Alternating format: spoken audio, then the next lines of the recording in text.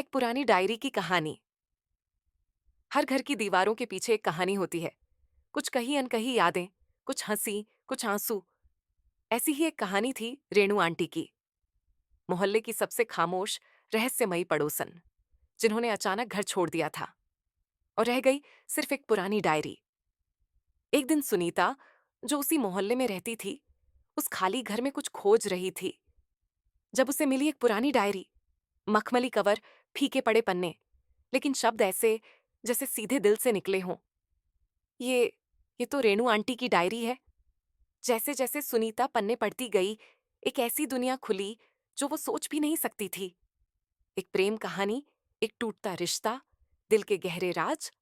हर शब्द में छिपा था दर्द, उम्मीद और औरतों की वो चुप्पी जो हम अक्सर नजरअंदाज कर देते हैं।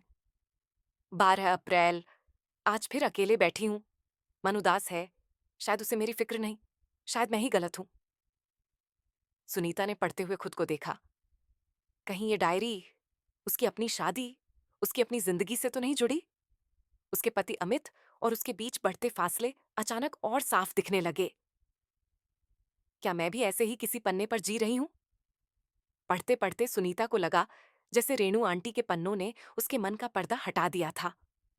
उसने मन बना लिया, उसे रेणु आंटी से मिलना ही होगा, उस डायरी को वापस करने और सच जानने के लिए। कुछ दिनों की खोज के बाद सुनीता ने रेणु आंटी को एक छोटे से कस्बे में खोज ही लिया। छोटा सा घर, फूलों से भरा गार्डन और दरवाजे पर वही परिचित चेहरा, पर पहले से कहीं अधिक शांत। सुनीता, तुम यहाँ? आंटी, ये आपकी डायरी है। मैंने पढ़ी और मैं खुद को रोक नहीं पाई। मुझे लगा मुझे आपको ये लौटानी चाहिए। रेणु आंटी मुस्कुराई। पहली बार इतनी खुली हुई मुस्कुराहट। दोनों बैठी और बातें होने लगीं। जीवन की, प्रेम की, अकेलेपन की। दोनों के बीच उम्र का फासला था, लेकिन दिल का नहीं। जिंदगी में कई बार हम अकेले होते हैं सुनीता, लेकिन जरूरी है खुद को समझना और अपने लिए खड़ा होना। मैं समझ गई, लेकिन शायद थोड़ी देर हो गई। तुम मत करना देर। आंटी, आपकी डायरी ने मुझे अपने रिश्ते को समझने का मौका दिया है। आपका ये अनुभव मेरे लिए अनमोल है। वो दिन ढल गया। सुनीता वापस लौटी, लेकिन अब उसकी जिंदगी में एक बदलाव आ चुका था। अमित से उसने खुलकर बात की। रिश्ता सुधरा, जीवन में हंसी लौटी। अब सुनीता और रेणु आंटी नियमित बात करती हैं।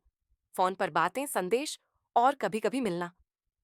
रेणु आंटी अब अकेली नहीं थी और सुनीता की जिंदगी में भी एक दोस्त थी जो उसका दर्द बिना कहे समझती थी। आंटी, अगली बार कब मिलना है? मैं आ रही हूं आपकी चाय पीने। एक पुरानी डायरी ने दो महिलाओं के जीवन को बदल दिया था। उस दिन सुनीता ने समझा, औरतों के दिल की कहानियां अनकही होती हैं, पर जरूरी है उन्हें सुनना और सुनाना भी। तो ये थी सुनीता और रेणु आंटी की कहानी।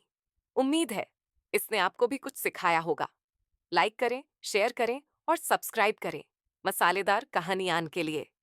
और कमेंट में जरूर बताएं, क्या आपके जीवन में भी कोई ऐसी पुरानी डायरी है